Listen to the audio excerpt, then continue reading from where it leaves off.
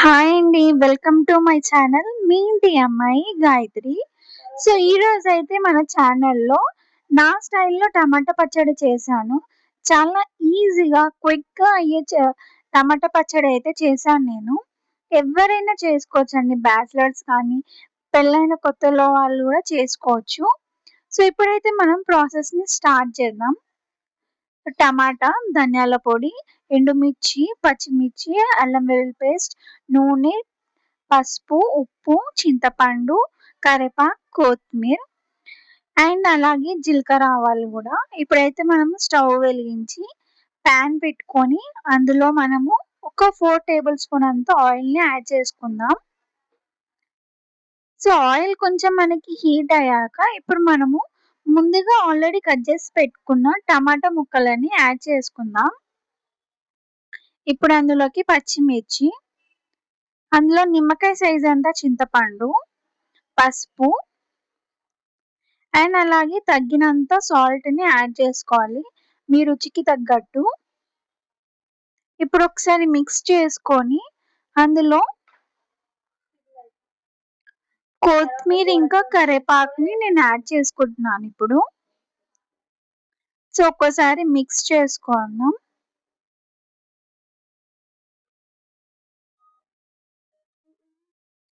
So, mix చేసుకున్నాం గదా! కొద్దిసేపటికి మనము లిడ్ పెట్టుకుందాం.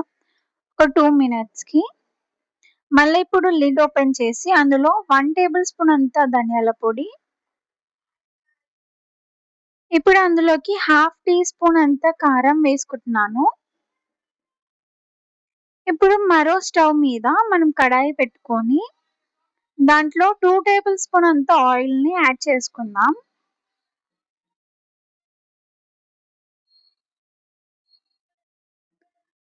సో, ఆయిల్ హీట్ అయ్యాక జీలకర్ర, ఆవాలు, ఎండుమిర్చి, దంచిన వెల్లుల్లిని యాడ్ చేసుకోవాలి. ఇప్పుడు అందులోకి కరివేపాకు అండ్ లాస్ట్‌లో ఇంగువ మాత్రం తప్పకుండా వెయ్యాలి.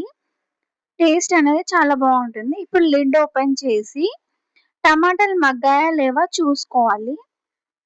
సో, ఒక్కసారి మిక్స్ చేసుకొని స్మాష్ చేసినట్టు చేసుకోవాలి. సో, స్మాష్ అయ్యాయి గదా! ఇప్పుడు మనము కొద్దిసేపు చల్లారించినంక మిక్సీలోకి వేసుకోవాలి. సో, మిక్సీ పట్టేటప్పుడు అది మీ ఇష్టమండి. ఒక కచ్చాపచ్చాగా చేసుకోవచ్చు. లేదు అంటే ప్యూర్ పేస్ట్ లాగా కూడా చేసుకోవచ్చు. సో, నేనైతే ఫైన్ గ్రైండ్ చేసుకున్నాను. సో, ఇప్పుడైతే మనము మొత్తం గూడా బౌల్‌లోకి తీసేసుకుందాము. ఇప్పుడు తీసుకున్నాం గదా! ఇందులోకి మనం ముందుగా వేసి పెట్టుకున్న పోపుని ఇందులో యాడ్ చేసుకుందాము.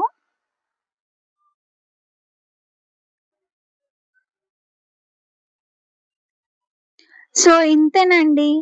వేడి వేడిగా రైస్‌లో మనము టమాటా పచ్చడి వేసుకొని సర్వ్ చేసుకుంటే చాలా బావుంటుందండి. ఒకసారి ట్రై చేయండండి ఈ విధంగా.